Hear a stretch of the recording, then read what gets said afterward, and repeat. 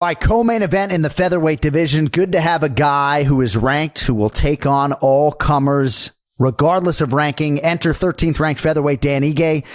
Slightly favored here, minus 125 against Damon Jackson, who is plus 105.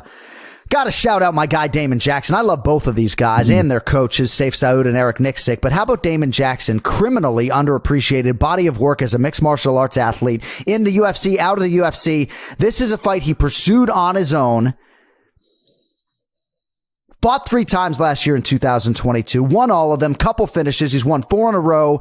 And thankfully, Bri, you got a guy like Ige who's willing to fight Damon Jackson. Yeah. Your thoughts on DJ and what potentially he could do with an opportunity against the credentialed, hard-nosed Dan Ige? So most of you, if you follow me on social media, know that I can legally bet in Ohio now. That was my Christmas present, right? Oh. My first legal MMA bet was Dan Ige at minus 115. So I believe the sharps call that beating the line because the line has moved up a little bit. Ige's a stud, and I know he's on a 3-fight skid, but look who he's lost to, guys.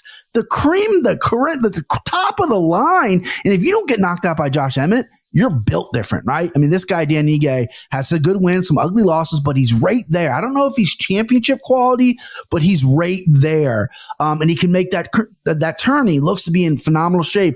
And you got Damon Jackson, who I've been wrong on every single time, right? I mean, every time I bet this guy or don't bet him, I'm wrong. 4-fight win streak, but his biggest win is over Pat Sabatini. But what I love about Damon Jackson is he's going, give me these fights, right? He takes a Topuria fight and gets buzzsawed, but he takes a fight like that because he doesn't give a shit. He wants to fight, and he's getting better. Earlier in his career, I felt like he struggled in some things.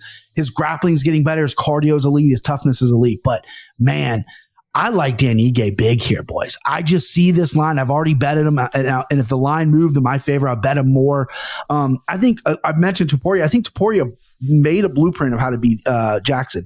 Go forward, touch the body, touch the head, and you'll get him. 3 of the 4 losses of Damon Jackson's career come by knockout. He can be hurt. He can be touched. Now, Ige has power. He doesn't have the most knockouts in the UFC, but he does have power. He's not going anywhere. He's got a chin from hell. So I like Dan Ige here, and this is going to be my lock of the week. I am confident. I'm not going to go nuts on the table in 5 because Kenzo's a fucking man, but I'm going to go 3 units. This could be a 3-unit play here. I'm going to put my money where my mouth is, and I like Ige by KO. That's something I'm going to sprinkle in on the prop side of things as well. I like Ige by KO.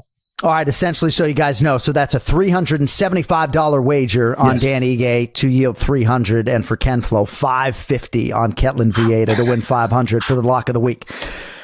All right, Dan Ige is winless, dating to his March 2021 22-second knockout of Gavin Tucker. Ken Flo, you think he gets back in that green column this weekend or what? Yeah, it's been a tough last 5 fights or so, but he has fought all killers, like Brian alluded to. No one's ever finished him in the course of his mixed martial arts career. That is extremely impressive, given the type of guys that he has faced. Now, I do like this fight for him here against Damon Jackson. Brian did a tremendous breakdown. Couldn't agree with him more.